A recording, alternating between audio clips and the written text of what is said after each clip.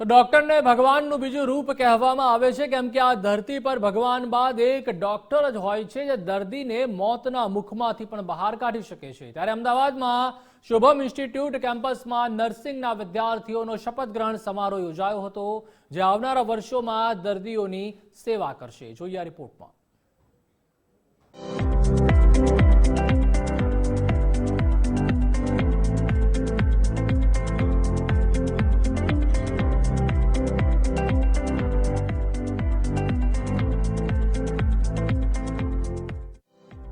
અમદાવાદના શુભમ, સોહમ અને શાંતમ નર્સિંગ ઇન્સ્ટિટ્યૂટનો શપથ ગ્રહણ સમારોહ યોજાયો, જેમાં 450થી વધુ વિદ્યાર્થીઓએ શપથ લીધા હતા।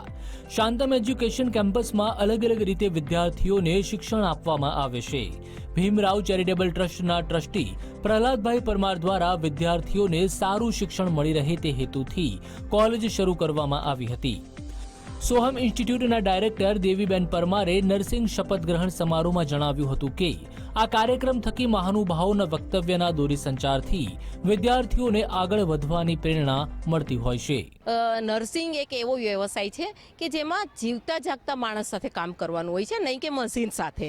તો આજે એ શપથ ખાસ અમે એમને લેવડાવીએ છીએ કે તમારે એક જીવતા માણસ સાથે કામ કરવાનું છે, અને એમાં સૌથી મેઇન વસ્તુ એ છે કે આપણી એ માનવતા હોવી જોઈએ।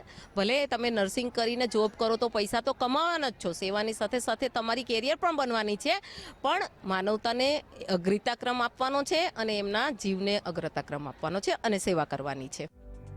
તો સોહમ ઇન્સ્ટિટ્યૂટ સાથે જોડાયેલા ડોક્ટર સોહમ પરમારે જણાવ્યું હતું કે આ શપથ ગ્રહણ થકી વિદ્યાર્થીઓમાં ઉત્સાહ વધારવાનું કાર્ય થાય છે। દર વર્ષે 500 જેટલા વિદ્યાર્થીઓ સંસ્થામાંથી શપથ લઈને નર્સિંગ સ્ટાફમાં જોડાય છે। એમને એ જ સલાહ આપશું કે અમારી સંસ્થા 15 વર્ષથી નવા નર્સિસને અને ફિઝિયોથેરાપી ડૉક્ટર્સને અમે કારકિર્દીમાં પ્રોત્સાહન આપીએ છીએ। તો એક જ સલાહ રહે છે કે they have a prosperous future ahead અને પોતાની કારકિર્દીમાં શ્રેષ્ઠ કરે। આ શપથ ગ્રહણ સમારોહમાં અમદાવાદના મેયર પ્રતિભાબેન જૈન, અમદાવાદ પશ્ચિમ સાંસદ દિનેશ મકવાણા સહિતના આગેવાનો જોડાયા હતા। તો મુખ્ય અતિથિ તરીકે આવેલા સાંસદ દિનેશ મકવાણાએ વાત કરતા જણાવ્યું કે દર્દીઓની સેવા કરવા જતા વિદ્યાર્થીઓને એટલા માટે શપથ લેવડાવવામાં આવે છે કેમ કે તેઓ તન મન ધનથી સમર્પિત થઈને દર્દીઓની સેવા કરે।